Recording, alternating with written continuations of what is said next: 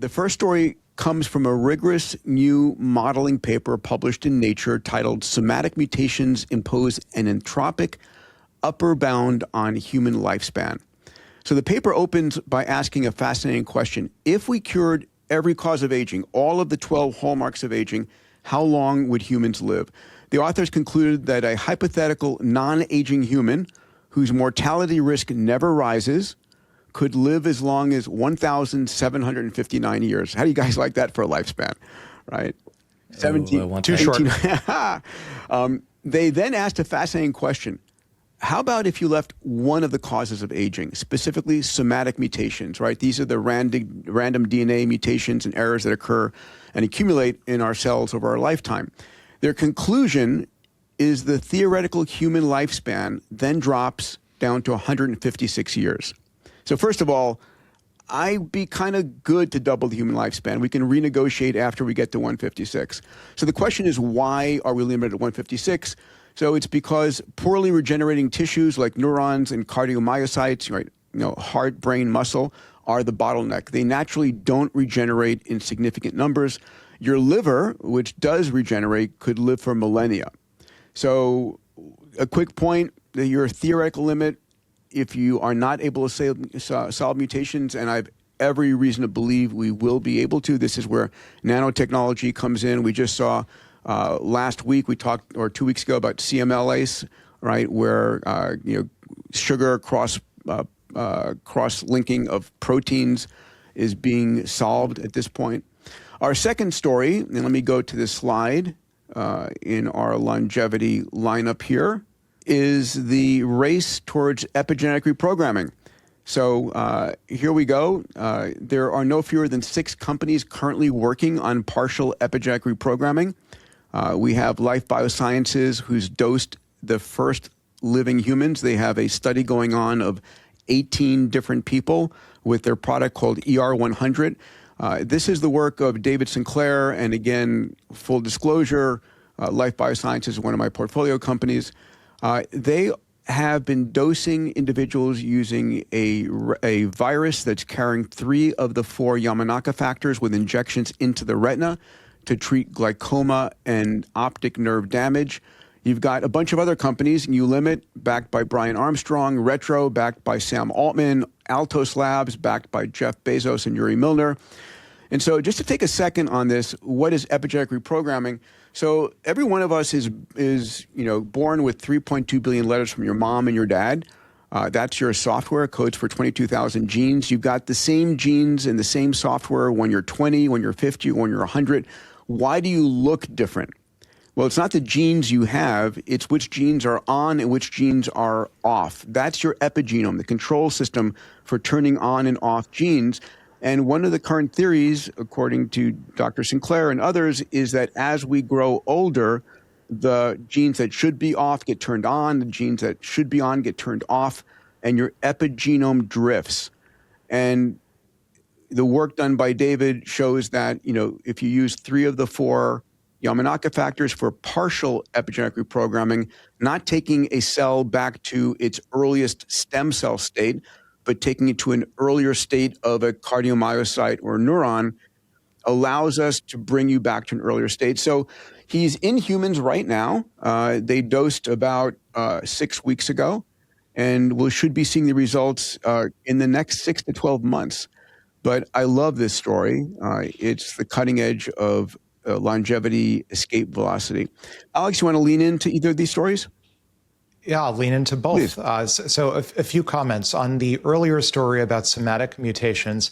I think almost as interesting as the underlying technical story is the byline. This is a story written by a few Russian researchers who are funded by the Russian government. And I want to connect this with a previous story that we reported on the pod, which is Putin and Xi Jinping conspiring to spend tens of billions of dollars. Putin, on the sidelines of a summit with Xi Jinping, was reported to be telling Xi about all of the progress that Russia was purportedly making and the money that it was investing in longevity. Put a pin in that. I also want to connect it with the earlier story of the irony of the CCP. This is like adversaries pitching in on adversary states doing the craziest things with CCP funded or supported frontier labs in China, helping American labs and frontier labs debug their own self-inflicted breakouts. This is the irony episode for sure. I think it's very interesting that the somatic mutation story. I think the obvious solution, Peter, you mentioned epigenetic reprogramming as one possible solution. I think if we could eliminate the problem that the authors for the somatic mutation paper gesture at, which is that tissues in the human body, such as neurons in the brain and cardiomyocytes in the heart, that tend not to mitose, they tend not to replicate themselves as much as, say, liver cells, for example. The obvious solution, this is in the style of Aubrey de Grey, is replacement cells, regrow. Cellular regrowth and replacement. And then for the epigenetic reprogramming story, I think one of the most fascinating insights, and Peter, you probably saw the story, I think it was in maybe Science or Nature a few years ago when it came out, that the youngest, after conception, looking at epigenetic clocks like the Horvath epigenetic clock, the youngest you'll ever be is something like 7 days after conception. Yes. That it was something like 7 days after conception, the epigenetic clock resets, reverses, resets and goes down to zero. Let's double click on that. It's really important, right? Yeah. So you've got a sperm and an oocyte, which are arguably, 25, 35 years old, They're the age of the parents. Coming together. Yeah. And that first fertilized zygote is that age, but at some point, around, as you say, day 7, it resets to zero. You start the age of your parents. You start at the age of your parents and you reset to zero. Yeah. Yes. Wow. Yes. Amazing, huh? Wow. That's right. It's extreme. It's an extraordinary story. That is so cool. Do we know the mechanism? This is the whole point. Yeah. That's the whole point of this, that biology already has a way to reset age, and it works because you start the age of your parents, and then something like 7 days after conception, your age gets reset. I love how brilliant you are, Alex. I love how you know so much about so many different topics. Love that you're here. I know a little bit about a lot. I mean, he goes long on longevity, though. Yeah, it's an extraordinary time to be alive. I mean, the number of stories that are breaking in longevity every week. I talk about the longevity mindset. If you believe that we're on this trajectory and we're going to be able to fundamentally reverse aging, not stop it, not slow it, but reverse it, and you want to be along for the ride, your job is to keep yourself in the best health possible to intercept that technology. And like I say, don't die from something stupid before then. So again, on the, besides irony, I want this to be the optimism episode. Be optimistic about this, right? Your greatest wealth is your health. There's nothing more valuable. And we just saw the Genesis mission focusing on curing disease. We've got incredible companies. Every frontier lab right now, from Anthropic and OpenAI, are buying bio companies because they want to focus on health. It's the biggest opportunity out there. Yeah. 3 quick reactions.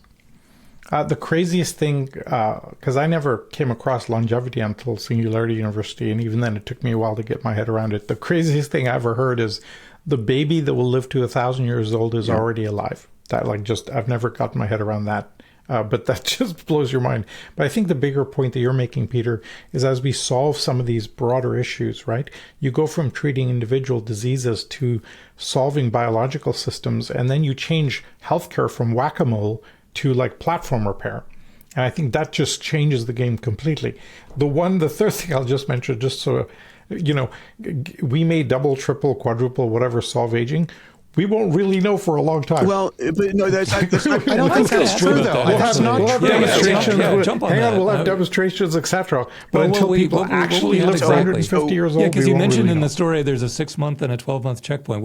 How do we know? We're going to be able to see. So in the ER100 research, the therapeutic called ER100 that Life Biosciences is using, they used this technology of the 3 of the 4 Yamanaka factors. The 4th Yamanaka factor, MYC, is a cancer-promoting factor, so you eliminate that.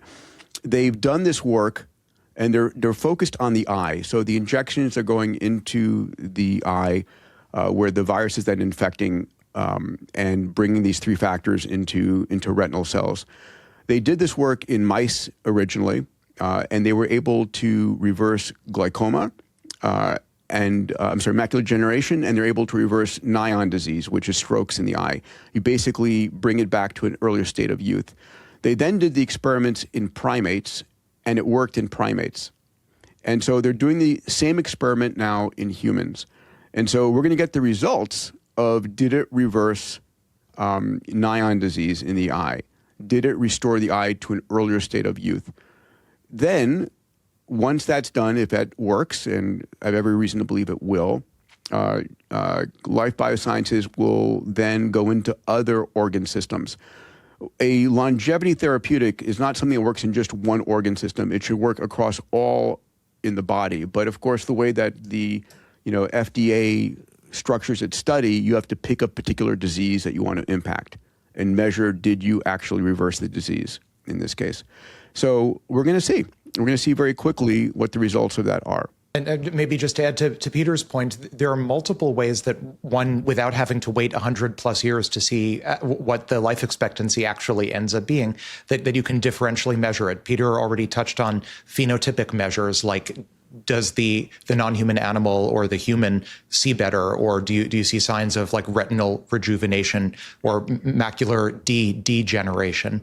That's a phenotypic presentation, but you could also look at epigenetic clocks. So Steve Horvath and others pioneered correlating the pattern of epigenetic markers on the genome with the biological, like wall clock age of humans and non-human animals, and you can watch epigenetic clocks also turn back. Your point is that we have a ton of benchmarks. One side story here. There isn't today a single accepted benchmark for aging. These clocks are organ specific versus the whole organism, and so there are organ specific clocks that you can use.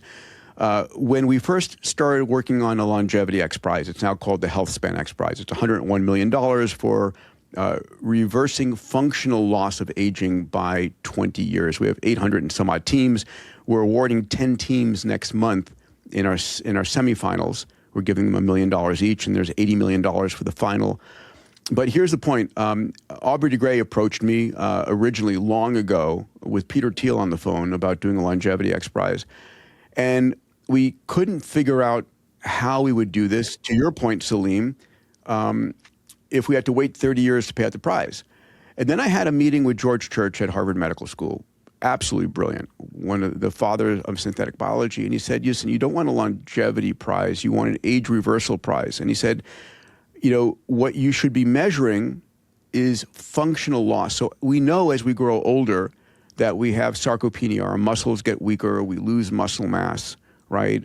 We have a slow decline. We are actually in our peak health at age about 28, because that's how long we needed to live to pass along our genes and keep the species going. And then it's a slow decline after that.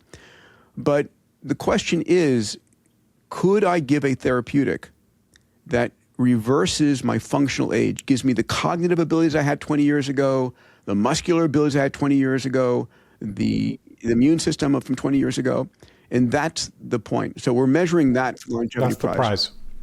Yeah. It's all, I think it's incredible. Look, I'm living proof. When I was 30, I was wearing contact lenses. My eyes were really bad, etc. And I got LASIK. and I got LASIK. And that little medical thing, I've gone 30 years with no issues at all, perfect eyesight. It's been like absolutely, every day is like a miracle for that. It's amazing.